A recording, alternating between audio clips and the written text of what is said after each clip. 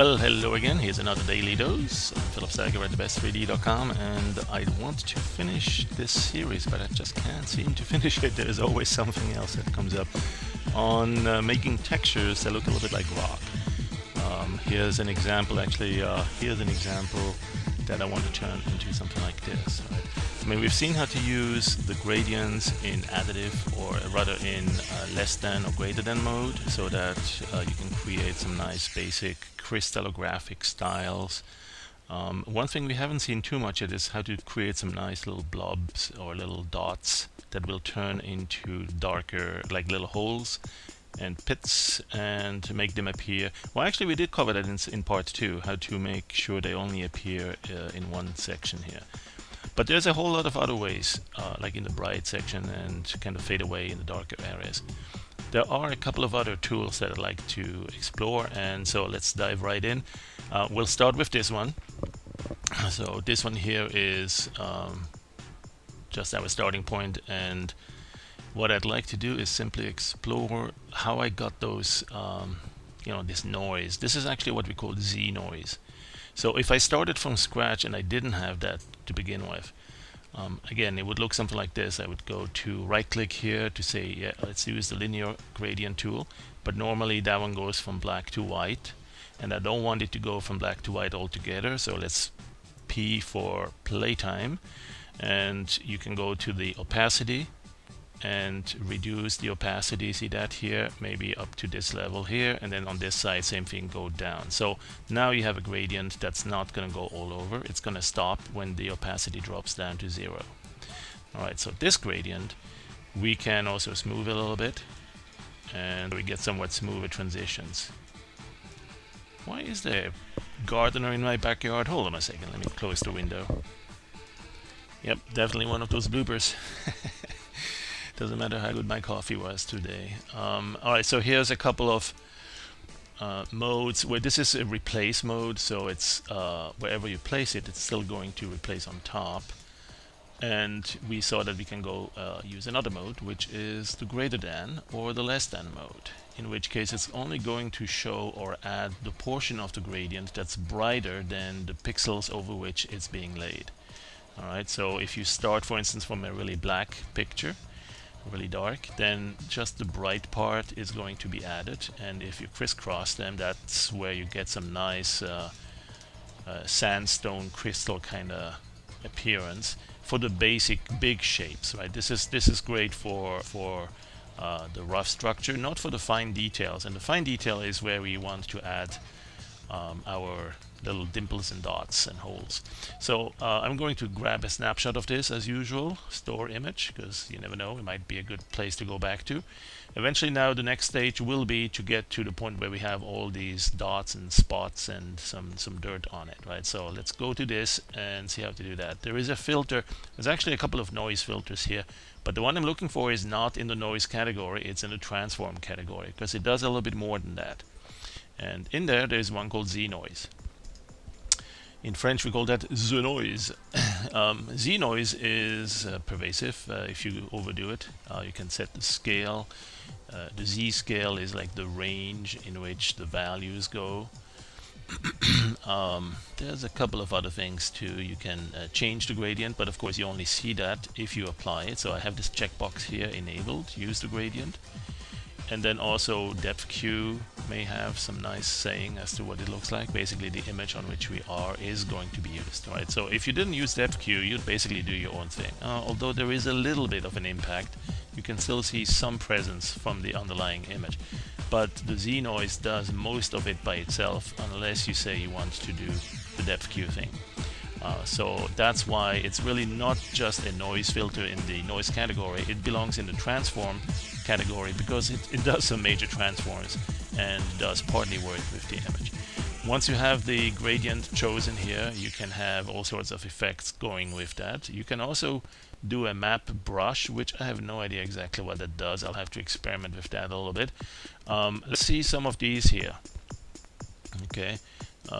Those gradients that have some very dramatic changes on brightness and then suddenly drop down, those will make some very big dots or holes, and a good use for disruptive appearances there. All right, so that would be a good way to start. But now one thing that you notice is that the holes are there everywhere. I mean, the dots, the dirt is just all over, right? And both in the bright and in the dark section. Well, but one thing we can do, because we still have this picture here, we can click it, or we can undo that, and we can first take a snapshot, store this image, right? So now we have these two to work with. And one thing you could do is load one into the swap buffer and the other one into the main buffer, right? And then that way you could further combine them, or you know, multiply them, add them, or whatnot. So for instance, we could say J for jump, put this one in here, go back to J for jump, or you know, image, there it is, jump J shortcut for swap the buffers, and now you can multiply them together. So that will enforce the darkness, or you can even do other types of combinations here. Less than mode, greater than mode, all sorts of effects that will totally change the appearance or the impact of one image over the other. Darken it. Ooh, doesn't seem to do much. Already kind of maxed it out there. Hard light. And then of course, if you decide to merge them together, that's when you can get even more control afterwards. Let's say, so if I'm doing a subtractive, whoa, interesting, chocolate with peanut butter or something in there. Multiply, there you go. So if I do this and I merge these, merge with swap, there you go. And then I do it again, you know, keep going, merge with swap, keep going, merge with swap. Essentially, because the swap buffer still has that image. If I jump to it, you see this one, right? And then this one here is currently in the main buffer. And every time I click here to show them both together, multiply mode right now, right? That's the multiply mode I had chosen. You can still go and merge with swap and keep going darker and darker. You can also, at that point, still do a expand dynamic range to hope to get a little bit brighter. And so at this point, let's see what happens if we go and get our lighting effect here. Stylize lighting tool, and there we go. It's a very strong set of noise and you know, what do you want to call that?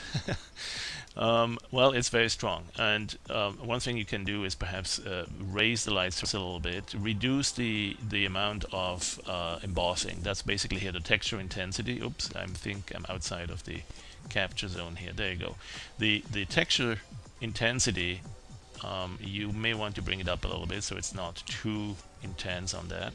You can also, if you don't want to see the fine little dimples and just the big structure, you can reduce here the smoothness or increase it, so it will smooth it, and you'll basically be left with mostly the big structure, the big features, right? And a couple of dots here or there. You can also move it around where the lighting is, with the light source in the upper left. Give it a different color, let's say a reddish orangey tint. There you go. And then what else could we do? Add another light source? Yeah, why not? We can also change the layer opacity. Now that's actually an interesting one. We'll have to explore a little bit. Keep an eye on the lower right section here. Or actually, let me do that. Let me prepare it for that. I'm going to go out of this tool and minimize a couple of things. The color swatch we don't need. These colors we don't need. We need a good eye on my layers. And so here we go. We got no layers right now. We could add one just before that. We could say move it down. We have one blank white layer. Okay, so let's go and put, let's see, what do we got there? Right, let's get this lighting tool again, stylized lighting tool, and let's keep an eye on what's going on there. Oh wait, I'm on the wrong layer. I need to make sure I'm actually choosing this one here. Right, so that's the one where we want to apply the lighting. Stylized lighting, there you go. Alright, so let's keep an eye on what's happening here with the layers as we're adding light sources. First of all, let's move this one in the upper left. What did we say? Kind of a reddish orangey tint for the coloration, and make it bright and bring it up a little bit farther away. If you bring it down too close here, it's going to saturate pretty quickly. Something like this. Okay, maybe reduce a little bit on the texture intensity, maybe increase the smoothness so we see roughly just the big rough features, And now here we can actually reduce the opacity because we are not at the base layer anymore. You notice here we have a base layer that's white, and we do have a slider here that's the multiply mode for this initial layer. And as I'm going on this layer, the layer opacity, it is moving this layer here as well, this slide. These are the two values, the same value on this layer. Alright, so let's say I'm going to go with a little bit of a milky appearance like that. Or not. No, you know what? I like it dark like that. Okay, but I'm going to now add another light source. Check what's happening over here when I do that. Bingo, a new light, a new layer. Alright, and this light source I'm going to move over to the right, and I'm going to give it distinctly a different color, kind of a dark blue. And that blue will be in this corner or close of that. For this one, I'll decrease even further the texture intensity, so it's really more of a diffuse light effect, and you can also change against the light the layer opacity. So here's a good way to create, and let's say one more perhaps here in the middle, and that one will be okay, let's give it a greenish tint. So we now have a reddish or orange, bluish, and a greenish, and this one will make pretty bright but far away, so it will have kind of a dominance all over but not very bright. And for that we will also give it a little bit more texture intensity, very much of the detail. That will make it look a little bit kind of wet or sandy, and then we can also adjust the opacity. That one you can also adjust later on, by the way. It's an additive mode here for the additional layers, and you can go into that layer system once you're done with the plugin here for the lighting. So we have those three layers now. You can always say let's get rid of one of those, right? And then this one here might become a little bit too dominant, so you could possibly perhaps turn this one black. Let's see what happens if I erase to black and make it actually visible. Then that darkens everything really significantly. This one here, this layer, is not in additive mode by default. That was the first one from the lighting tool, so if we turn it into additive mode, it will behave a little bit more like the other, so you can still reduce the impact of this one against the black backdrop. That's a good way to go. Add a little bit of red, add more or less of the blue light source over there, and add a little bit of the light. And that's basically how you use the layers in a modify mode. We don't do opaque modes yet. This one is more of a feature and focus for painting tools and painting needs. And what we do have is, of course, the ability of making something look like rocks and fancy textures in many different ways. And hopefully this gave you some ideas of what to try next on your own. Alright, well, thanks for watching. This was the Daily Dose at thebest3d.com with PD Howler. But be aware that you can do many of the things I've seen here, especially the Z noise and the different modes on the gradients. You can do those things also with earlier versions of PD Pro. The lighting tool, though, is something that's new in PD Howler. That's PD Pro 6. Alright, thanks. See you on another one really soon. Bye.